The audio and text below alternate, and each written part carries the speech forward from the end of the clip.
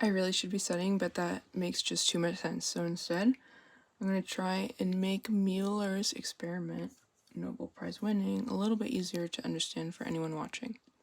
I always find it easier to work backwards. So let's just say in the end, Müller ended up discovering that if you increase the X-ray dose, you have a higher amount of X-ray lethal mutations. And he did that by studying the X chromosome in Drosophila. So these little baddies with the tiny eyes, they're going to be really important during the entire experiment. The reason their eyes look like grains of rice is because they have a bar mutation on their balancer chromosome. And the balancer chromosome is highly organized and it doesn't undergo meiotic recombination, which basically allows geneticists to keep track of chaos and mutations.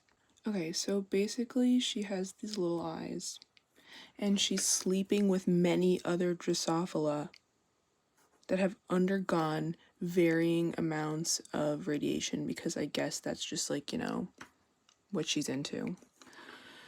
So we're keeping them all, housed separately, of course, because we need to see what their children look like.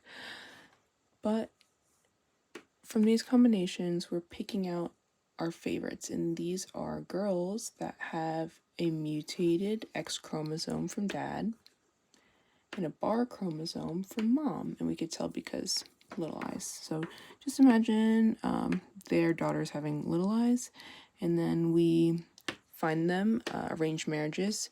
We can grab them for whatever, dating websites, arranged marriage, doesn't matter. So, but what we are keeping track of is their children with these wild type.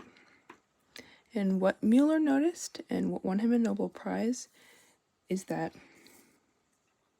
when observing the presence or absence of borrowed sons, if the grandpa fly had less X-rays, there were less mutations, and they were able to use their X chromosome. However, when the amount of ionizing radiation was increased, there were no grandsons that had normalized. There were no grandsons that had normalized.